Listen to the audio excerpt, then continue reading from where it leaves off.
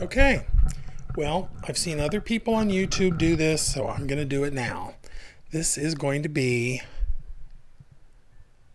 a coffee talk video. I'm drinking coffee, delicious coffee, and I'm going to talk. And I'm using a mic, which will probably really pick up the sound of me drinking coffee. But anyway, and then also over here, I have a bird cam because I just think it's fun to have more than one thing going on the screen at the same time. So anyway, yeah, videos where you just talk, where you just say what you want, you just talk about what's on your mind. It doesn't really have to make sense. I mean, it's better if it makes sense, but whatever. It's just like listen to people talk.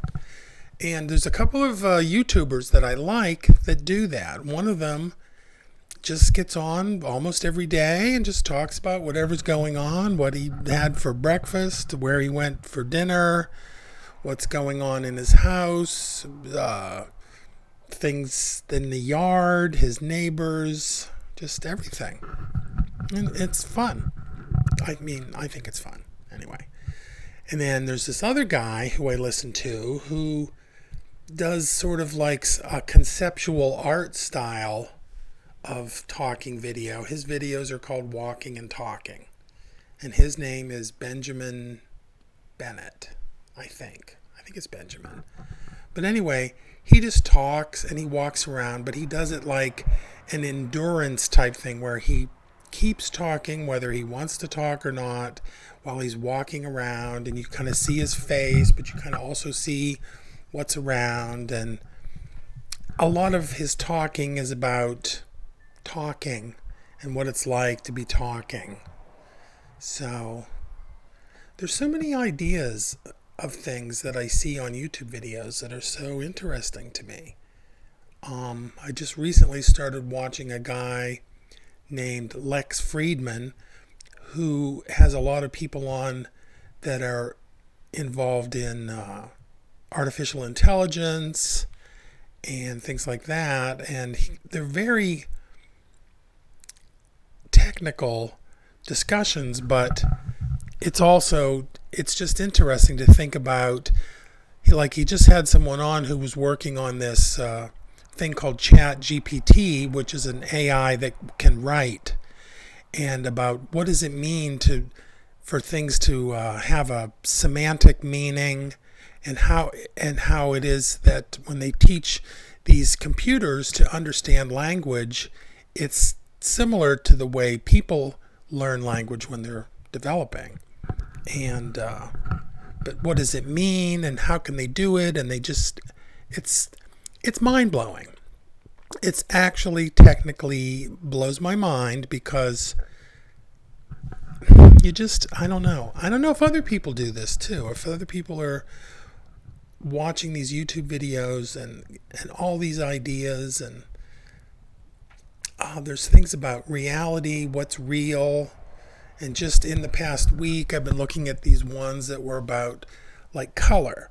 Like, are things really in color? Is the world in color? Well, apparently not. That's what a lot of people say. They say that colors don't exist, but we have a perception of color, but that's how our brain uses computations from our senses to make a model in our minds of what's in front of us and what we're sensing. So I wouldn't go around telling people that colors don't actually exist because, well, it just might upset them.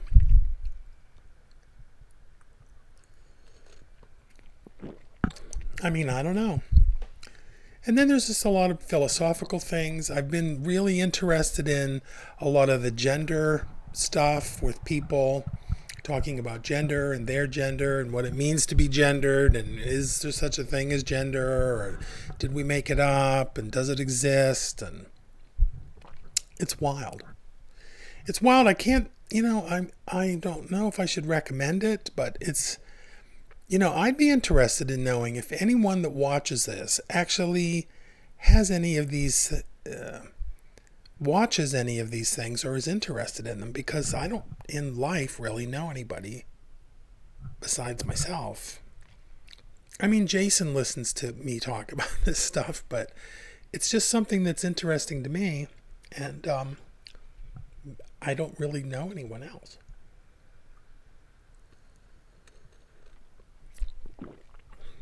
Anyway, so just tell you about my day so far. I got up in the morning, I made a cup of coffee and looked at some things on the computer, and then I had a gift certificate for Tony's Diner that Lisa gave me for my birthday. So I went down there and ordered a big fish sandwich. Big. Giant. In fact, I ate half of it and brought half of it home.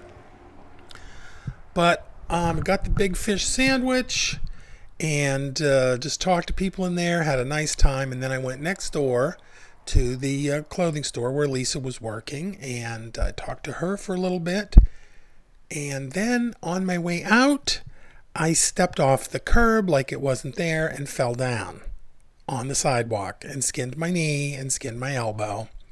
And it was embarrassing. And of course, everything I was holding on to just went flying in all directions. And pretty soon, like within few seconds, there were people there trying to help me and help me get up and pick up the stuff that I dropped. And there was this one man, he was an older man, and he was very nice and said, "Oh, don't worry about it. People fall down. Everybody falls down once in a while." And then he told me that he fell down and while he was running a race in front of a large group of people. And it was nice of him. It was really nice.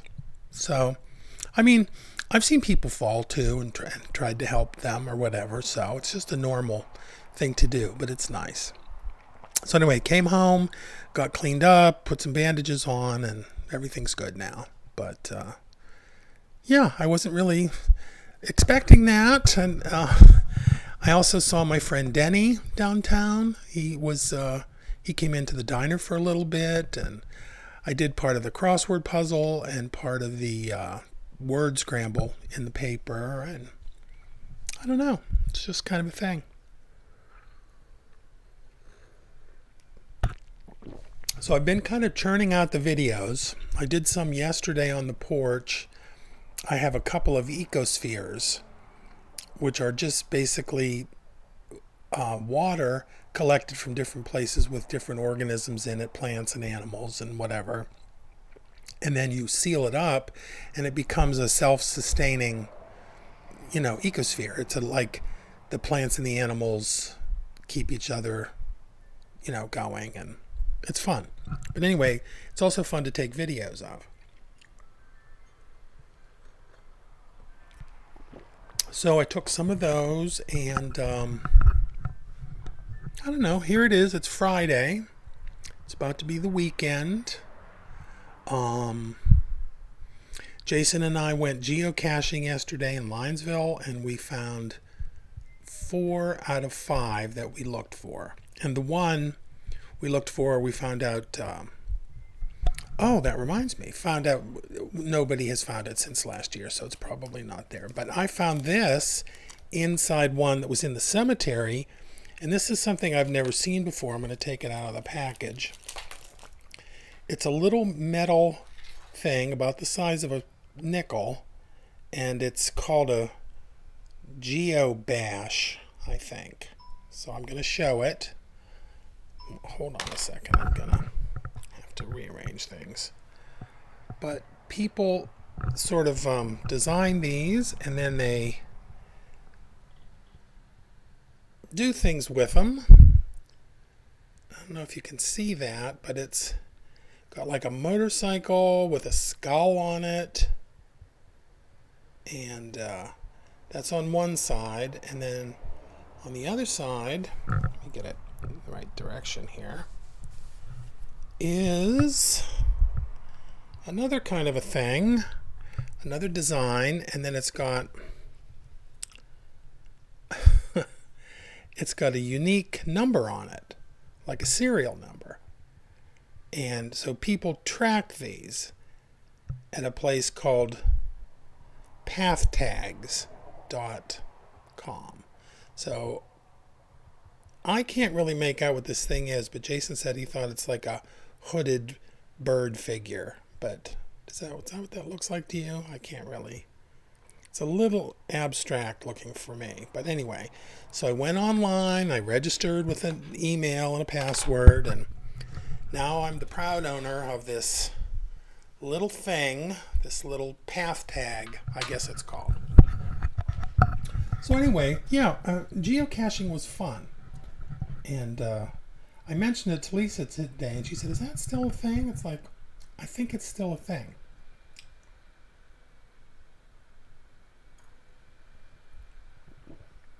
Anyway, I want to show you my coffee cup, because I've had this for a long time. Okay, and it's got geese on it, and it's really nice. Whoops. It's weird to hold things up for the camera because you have to go opposite of the way you think you should go to show something, like left and right or reversed. But anyway, this has been around for a good, well, I want to say over 20 years, maybe 30 years. It's an old favorite, and it's small, and I like it, and I like to use it. I also have one about the same size with Blue Jays on it.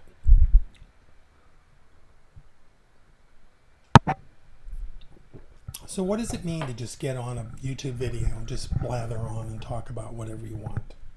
I mean, is it really interesting to people? Or is it, I don't know, just talking to yourself, kind of?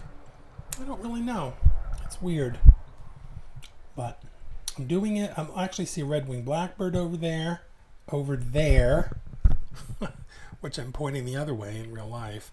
Yep, red-winged blackbirds are one of my favorite birds that I look for in the spring. So I see a European starling in there, a red-winged blackbird, and a grackle. And anyway, that's fun. So anyway, I think I'm about to wrap it up, and just having a coffee talk. I still have some coffee left.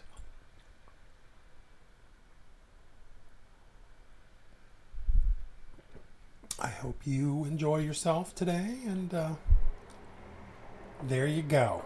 There it is. There you have it. That's what it is. Bye.